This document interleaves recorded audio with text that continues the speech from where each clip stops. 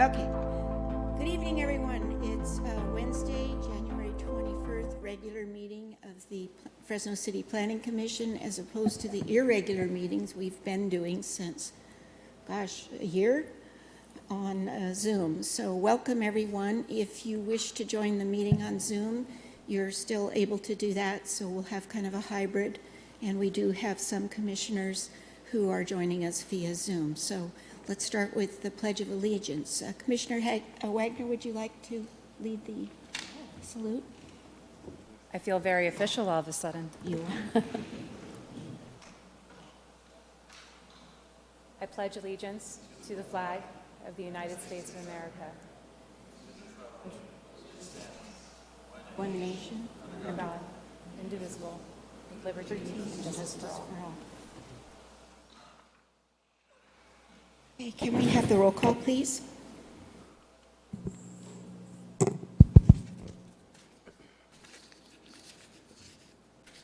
Commissioner Fuentes?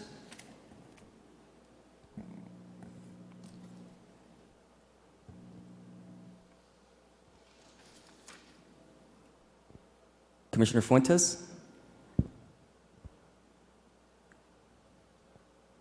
Maybe we'll come back around that. Commissioner Kreiner?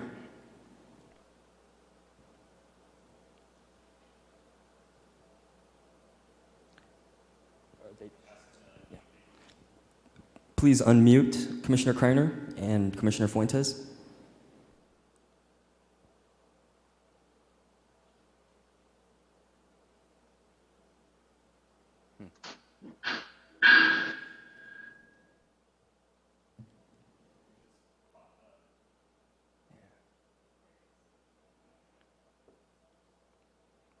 We'll come back around. Commissioner Vang.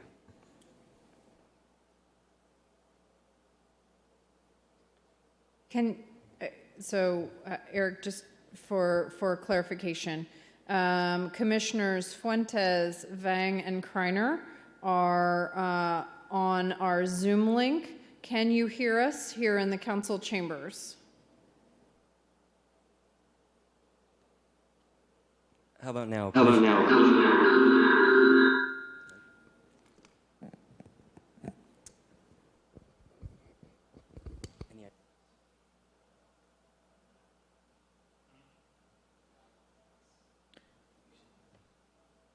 Chair Bray, I would recommend a 5-minute recess to figure out the technical issues.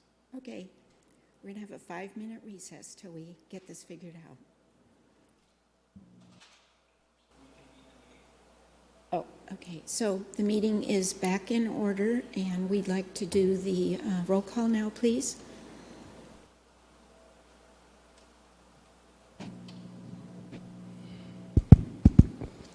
Commissioner Fuentes? Present. Commissioner Kreiner? Okay. Commissioner Hardy? Present, thank you. Commissioner Vang? Here. Commissioner Wagner? Present. Commissioner Diaz? Present. And Chair Bray. Here. So I'll read the procedures now. For each matter considered by the Commission, there will first be a staff presentation, followed by a presentation from the project applicant. Testimony from supporters of the project will then be taken, followed by testimony from those in opposition. The applicant will have the right to a final rebuttal presentation prior to closing the public hearing.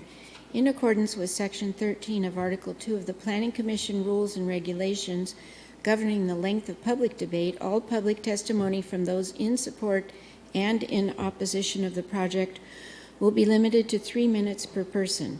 The 3 lights on the podium next to the microphone will indicate the amount of time remaining for the speaker. The green light will be turned on when the speaker begins. The yellow light will come on with a soft bell ring when 1 minute is remaining. The speakers should be completing the testimony by the time the red light comes on, with a final bell indicating the timer has expired. Any testimony that references race, religion, ethnicity, economic status, national origin, or any other classification protected under state or federal law in a derogatory manner shall be deemed irrelevant and will not be considered by the Commission in making its land use decisions. If you challenge these land use decisions in court, you may be limited to raising only those issues you or someone else raised in oral or written testimony before the close of the hearing. Okay, so do we have any changes to the agenda? Can I have a motion to approve the agenda, please? Motion to approve. I'll second. All those in favor? Well, we should take a roll call vote, I guess.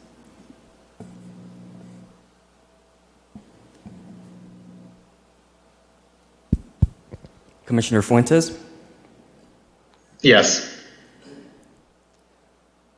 Commissioner Wagner, Yes. Commissioner Diaz, Yes. Commissioner Vang, Yes. Commissioner Hardy, Yes. and Chair Bray. Yes. We don't have anything on the consent calendar. Are there any reports by commissioners? No. Okay, and there are no continued matters. So we'll now move on to new matter A, which is consideration of tentative tract map number 6325/UGM. So can we have a presentation from staff, please?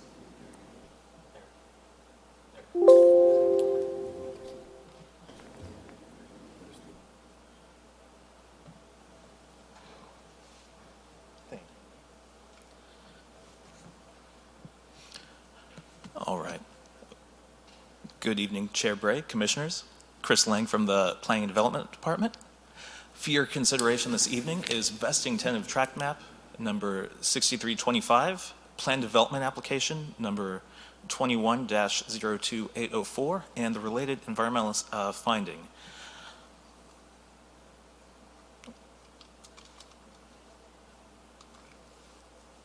Okay. Subject property is located on the northwest corner of East Clinton and North Armstrong Avenues, and it's approximately 18 acres in size. As you can see, this is an infill development surrounded primarily by single-family residential to the north.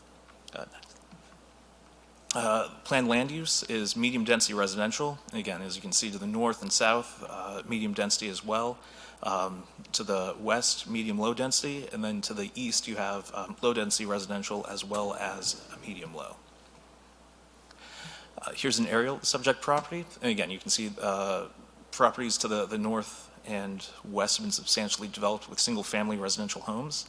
To the south and east, you have rural residences and agricultural uses. However, beyond that, you have more subdivisions which have, for single-family residential, which have previously, been approved or are in the process of being developed. The tract or the proposed map is going to be required to do dedications as well as street improvements along both frontages, as well as install a traffic signal at Clinton and Armstrong. Tentative tract map 6325 proposes to subdivide the 18-acre site into 90 single-family residential lots with an overall density of 5 dwelling units per acre. Again, the planned land use is medium-density residential, and the 5 dwelling units is consistent with both the planned land use and the zoning of RS5.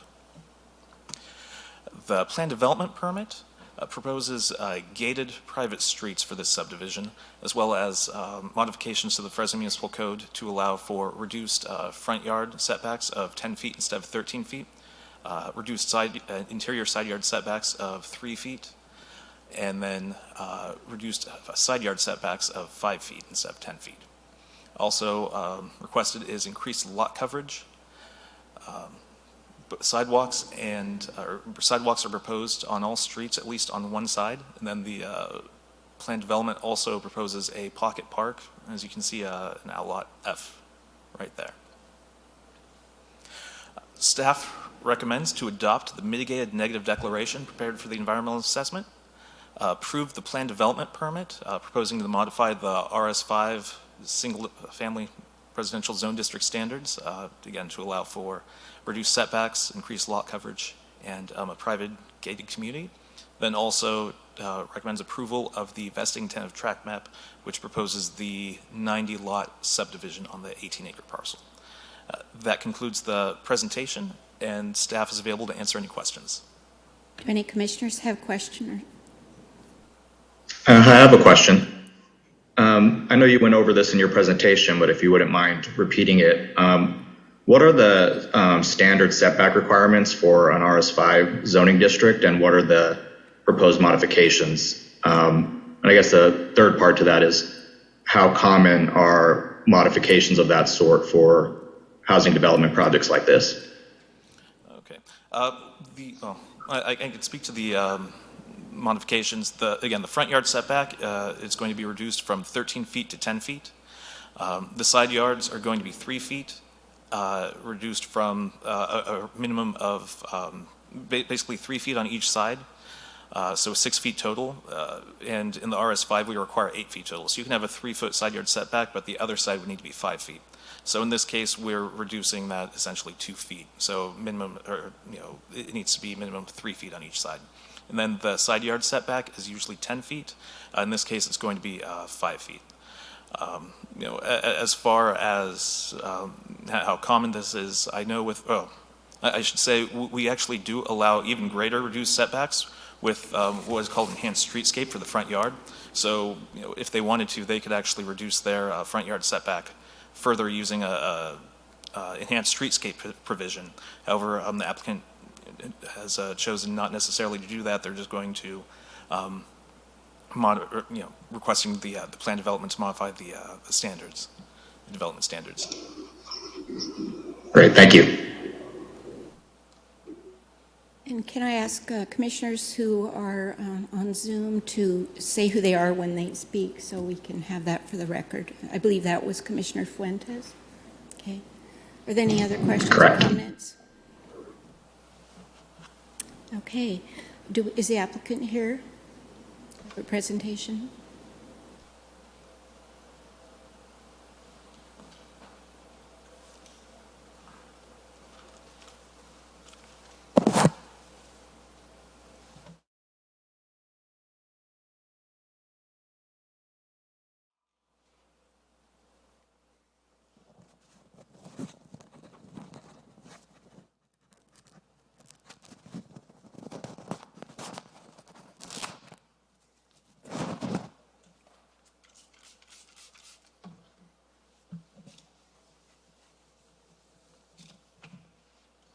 Thank you, Will.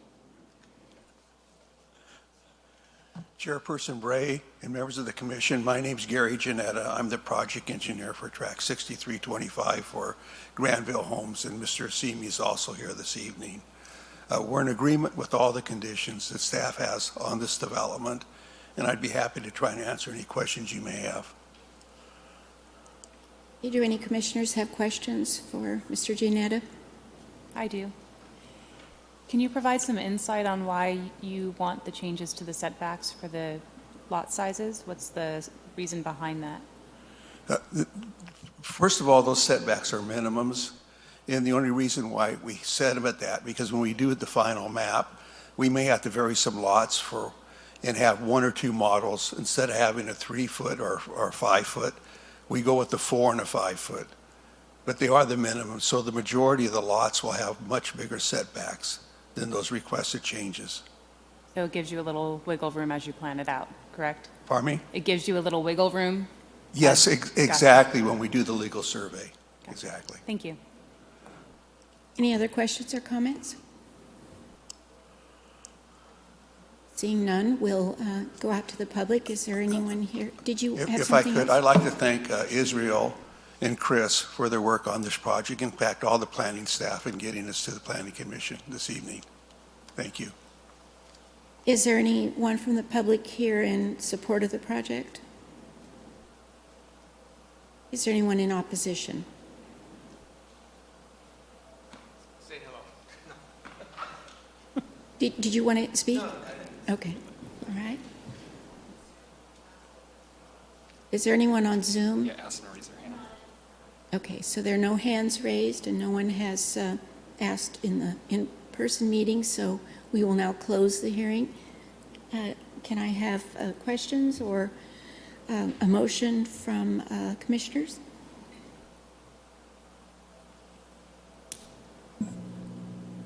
I would do the motion to approve. I'll second. We have a motion by Commissioner Diaz and a second by Commissioner Hardy. Can we have a roll call vote, please? Commissioner Fuentes, Yes. Commissioner Wagner, Yes. Commissioner Diaz, Yes. Commissioner Vang, Yes. Commissioner Hardy, Yes. and Chair Bray. Yes. Okay, so that passes unanimously. Do we have a report from the Secretary today? Good evening. I would like to also welcome our new Commissioner Fuentes and the Planning Commission back to council chambers. We anticipate holding hybrid meetings at least through the end of August, so public will be able to participate both on Zoom and in person at least through the end of August. After that, we will be evaluating the city's policy and procedure as it relates to public and open meetings. But for a period of time, we will be doing hybrid meetings. So I appreciate your patience with us during that time period. Thank you. Thank you. So we have no scheduled or oral communications. On the unscheduled oral communications, you may address the Planning Commission at the conclusion of the meeting regarding matters of public interest that are not listed on the agenda and that are within the Commission's jurisdiction. Please be present at the conclusion of the meeting if you wish to be heard. Anyone wishing to be placed on the Planning Commission agenda should contact the Planning and Development Department at least 10 days before the desired appearance date. Before we adjourn, I would also like to thank Chris for your presentation, and thank you all for coming, and we will see you next time. The meeting is adjourned.